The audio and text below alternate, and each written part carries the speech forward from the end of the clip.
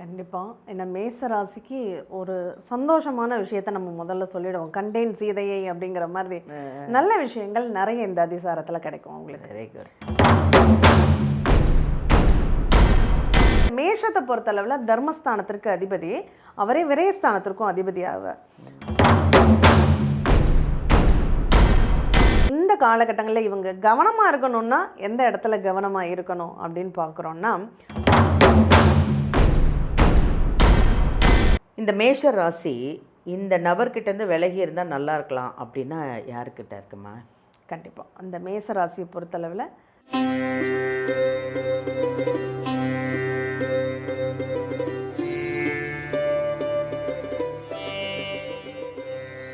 உலகமெல்லாம் பார்த்து ரசித்து எங்கள் ஜோதிடர் யுகம் சேனலை அவ்வளோ அழகாக கமெண்ட் கொடுத்து நிறைய பாசிட்டிவான விஷயங்கள், நிறைய உங்களுக்கு இந்த 12 ராசிக்கும் நீங்கள் ஒரு ராசியாக இருப்பீங்க.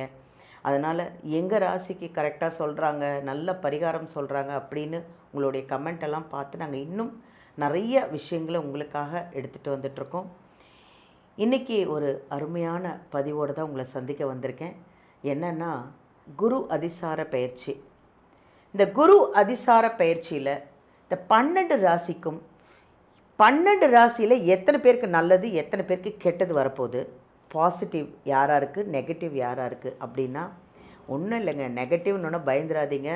நெகட்டிவ் இருந்தாலும் அதுக்கும் நிறைய பரிகாரங்கள் இருக்குது அப்படின்னு ஜோசியர்கள் சொல்கிறாங்க.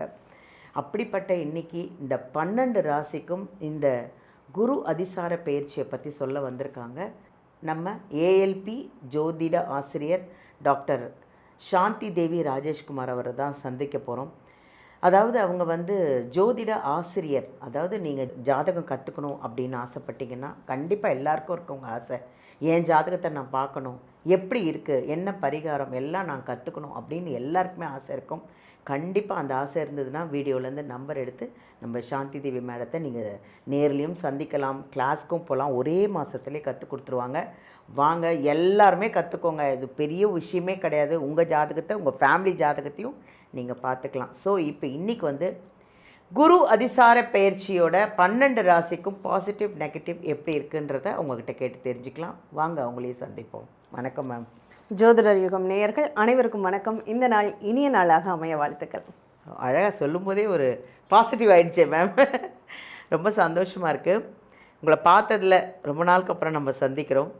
மேம், இப்போது குரு அதிசார பயிற்சி அது எப்போ வருது, அதில் இந்த 12 ராசிக்கும் எவ்வளோ நல்லது, எவ்வளோ கெட்டது? கெட்டது வர்றதுக்கு சான்ஸ் இல்லை. கெட்டது வந்தாலும் தான் நீங்கள் நிறைய பரிகாரத்தையும் சொல்லிடுறீங்க.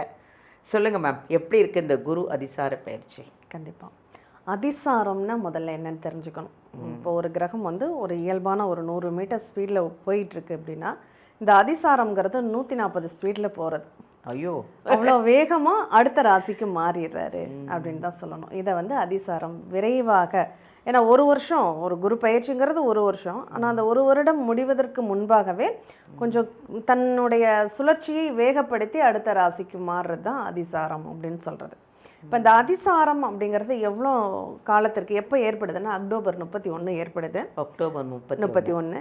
இந்த அக்டோபர் 31லேருந்து நவம்பர் முழுமையாக இருக்குது. டிசம்பர் 13லேயே திரும்ப வக்ரமாகி திரும்ப கடகத்துக்குள்ளேயே வந்துடுவார். அப்போ நம்ம ஒரு வீடு பார்க்க போகிறோம், நம்ம போய் பார்த்துட்டு வருவோம் இல்லையா, அந்த வீட்டுக்கு போக போகிறோம், அது எப்படியெல்லாம் இருக்குது அப்படின்னு நம்ம பார்க்க போகிற மாதிரி சடனாக ஒரு வேகமாக போய் பார்த்துட்டு திரும்ப தன்னுடைய இருப்பிடத்துக்கு திரும்பி வந்துடுறார். அதுக்கப்புறம் மறுபடியும் குரு பயிற்சிங்கிறது முறையாக வரும். அப்போ தான் புதுசாக அந்த வீட்டுக்குள்ளே கூடி போவார் அப்படிங்கிற மாதிரி தான் நம்ம எடுத்துக்கிறோம்.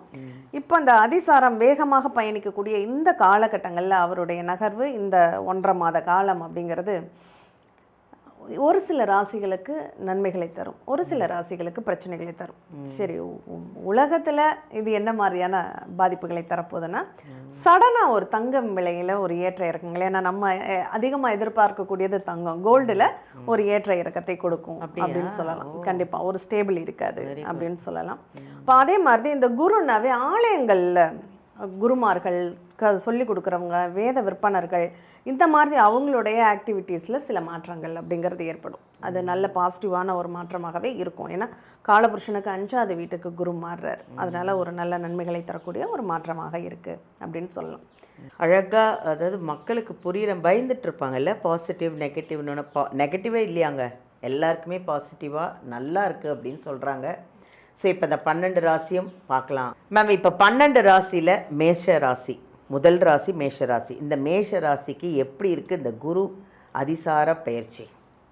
கண்டிப்பாக. ஏன்னா மேச ராசிக்கு ஒரு சந்தோஷமான விஷயத்தை நம்ம முதல்ல சொல்லிடுவோம். கண்டேன் சீதையை அப்படிங்கிற மாதிரி நல்ல விஷயங்கள் நிறைய இந்த அதிசாரத்தில் கிடைக்கும் அவங்களுக்கு. Very good. ஏன்னா மனசுக்குள்ளே அந்த குரு இயங்க போகிறார். குருன்னா யார்? நமக்கு அந்த குருனா குரு தான். அவருக்கு அடுத்த ஆல்டர்னேட்டே கிடையாது. நமக்கு இதுவரையும் ஒரு கைடு கிடைக்காம இருக்கும்.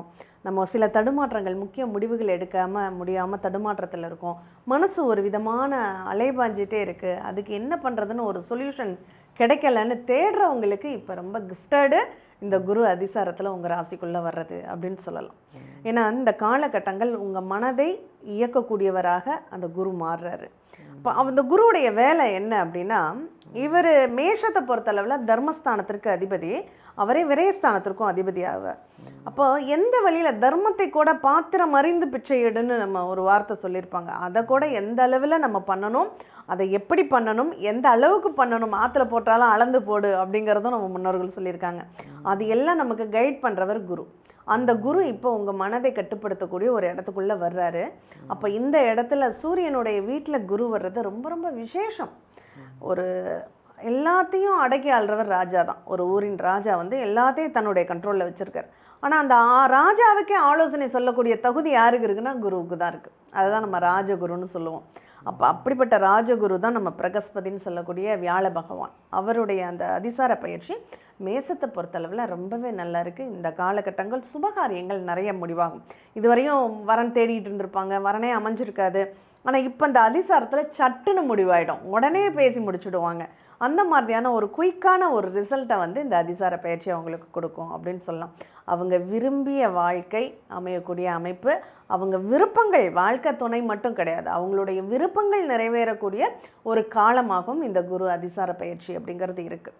அதனால் இந்த காலகட்டங்களில் இவங்க கவனமாக இருக்கணும்னா எந்த இடத்துல கவனமாக இருக்கணும் அப்படின்னு பார்க்குறோன்னா, ஆரோக்கியத்தில் மட்டும் ரொம்ப கேர்லெஸ்ஸாக இருந்துடக்கூடாது. அப்போ ஆரோக்கியத்தை கொஞ்சம் கூடுதலாக கவனிச்சுக்கணும் அப்படிங்கிற ஒரு அமைப்பு இருக்குது.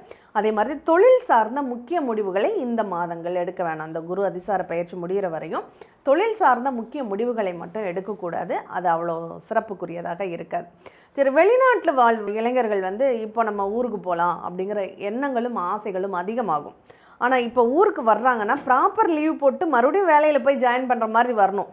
இல்லை நம்ம இப்போ ஊருக்கு போகலாம், அடுத்து வேறு ஏதாவது வேலைக்கு ட்ரை பண்ணிக்கலாம், அப்புறம் வந்துடலான்னு முடிவு எடுத்துடக்கூடாது. ஏன்னா இந்த நேரம் வெளிநாட்டில் வசிக்கக்கூடியவங்களுக்கும் வேலையில் முக்கியமாக செயல்படக்கூடியவங்களுக்கும் தொழில் சார்ந்த நிகழ்வுகளில் தொழிலை நான் விருத்தி பண்ணுறேன் அப்படிங்கிறவங்களும் இந்த அதிசார பயிற்சியை பயன்படுத்திக்காதீங்க. கொஞ்சம் வெயிட் பண்ணுங்க அப்படின்னு தான் சொல்லணும். மற்றபடி எல்லாமே இவங்களுக்கு நல்லா இருக்குது. பொருளாதாரத்தில் ஒரு நல்ல ஒரு முன்னேற்றங்கள், கல்வியில் படிக்கக்கூடிய குழந்தைகளுக்கு நல்லா இருக்குது, கம்யூனிகேஷன் பேஸ் ரொம்ப நல்லாயிருக்கும், இடம் வீடு சொத்து வாங்கணும்னு ஆசைப்படுறவங்களுக்கு இந்த காலகட்டங்கள் நல்லா இருக்கும். ஆக மொத்தத்தில் அவங்க விருப்பங்கள் ஈடேறக்கூடிய ஒரு காலமாக இது இருக்கும். இந்த மேஷ ராசி இந்த நபர்கிட்டேருந்து விலகி இருந்தால் நல்லா இருக்கலாம் அப்படின்னா யாருக்கிட்ட இருக்குமா? கண்டிப்பாக அந்த மேச ராசியை பொறுத்தளவில் அவங்க இளைய சகோதரத்துக்கிட்ட இருந்து கொஞ்சம் விலகி இருக்கணும். தம்பி அப்படிங்கிற உறவு முறைகள்கிட்ட இருந்து கொஞ்சம் விலகி இருப்பது நல்லது. அதே போல் அப்பா கிட்ட எதிர்த்து பேசாதீங்க. இவங்க மேஷம் வாழ்க்கையில் ஜெயிக்கணும் அப்படின்னா அப்பா கிட்ட ஆசீர்வாதம் வாங்கணும், அப்பா கிட்ட ஏற்று பேசக்கூடாது. அதனால் அப்பா கிட்ட கொஞ்சம் நல்ல விதமாக கொஞ்சம் டிஸ்டன்ஸ் மெயின்டைன் பண்ணிக்கோங்க. ஏதாவது பரிகாரம் கோவில் ஏதாவது இருக்காமா? கண்டிப்பாக உண்டு. ஏன்னா ஒவ்வொரு இடத்துல குரு இருக்கும் போதுமே அங்கே பரிகாரம் அப்படிங்கிறது ரொம்ப நிச்சயமாக வேலை செய்யும். இந்த சிம்மத்தில் குரு இருக்கிறது ரொம்ப விசேஷமும் கூட. இந்த குரு சிம்மத்தில் இருக்கக்கூடிய காலகட்டங்கள் அவங்க ஏதாவது நீர்நிலைகளில் போய், ஏன்னா உஷ்ணமான நெருப்பு ராசியில் அந்த குரு வரும்போது, இதுவும் நெருப்பு ராசி, மேஷமும் நெருப்பு ராசி அப்படிங்கிறதுனால அவங்க அந்த உஷ்ணத்தை குறைக்க ஏதாவது நீர்நிலைகளில் போய் நீராடுவது நல்லது. வெரி குட், நல்ல பரிகாரம் மேம் இது. தேங்க்யூ. நன்றி மேம். இப்போ இந்த ஒரு மாதத்தில் கற்றுக்கலான்னு சொன்னீங்களே, அந்த ஒரு மாதத்தில் என்னென்னலாம் கவர் பண்ணுவீங்க மேம்? இதுக்கு ஒரு சின்ன விளக்கம் கொடுத்தா நல்லாயிருக்கும். சொல்லுங்க. இப்போ ஒரு கார் வாங்க போகிறோம். ம். இந்த காருக்கு நம்ம மெக்கானிக் கற்றுக்கணுமா இல்லை ஓட்ட தெரியணுமா? ஓட்ட தான் தெரியணும். ஓட்ட தெரிஞ்சால் போதும் இல்லையா? அந்த ஓட்ட தெரிகிற அளவுக்கு நம்ம கற்றுக்க முடியும். பெரிய விஷயம் மேம் இது. ஏன்னா அதுக்கு மேலே ஏற்படக்கூடியதை அதை ஸ்பெஷலிஸ்ட்டை தான் நம்ம தெரிஞ்சுக்க முடியும். இல்லையா? அதனால் ஜென்ரலாக இது எனக்கு ஏபிசின்னா என்னென்னு தெரிஞ்சுக்கணும், அதை ரன் பண்ண நம்ம தெரிஞ்சுக்கணும், காற்று குறைவாக இருக்கா அப்படின்னு தெரிஞ்சுக்கணும், இதை அலைன்மெண்ட்டு சரியாக இருக்கா அப்படின்னு பார்க்க கற்றுக்கணும். இந்த மாதிரி என்ன பிரச்சனைகள் வர்றதுக்கு அங்கே வாய்ப்பு இருக்குது, நம்ம எப்படியெல்லாம் கவனமாக இருக்கணும் அப்படிங்கிறத ஓட்ட தெரிஞ்சால் போதும். அந்த ஓட்ட தெரிகிற அளவுக்கு நாங்கள் பேசிக் கிளாஸில் கற்றுக் கொடுத்துருவோம். ரொம்ப அருமையாக ஒரு அழகான எக்ஸ்பிளனேஷன். கரெக்டாக ஜாதகத்தை பற்றி கேட்டால் கார் ஓட்டுறதே சொல்லி அருமையாக சொல்லிட்டாங்க எங்கள் மேம். சொல்யூஷன் அவ்வளோ ஒரு அருமையான ஒரு சொல்யூஷன். உண்மையாகவேங்க, நமக்கு கார் ஓட்ட தெரிஞ்சால் முதல்ல போதும்ல, அதே மாதிரி ஜாதகத்தை பார்க்க தெரிஞ்சாலே போதும். வாங்க கற்றுக்கோங்க. ஃபுல்லாக அதுக்கான எல்லா விஷயங்களும் உங்களுக்கு சொல்லிக் கொடுப்பாங்க ஒரே மாதத்தில். வீடியோலேருந்து நம்பர் எடுங்க.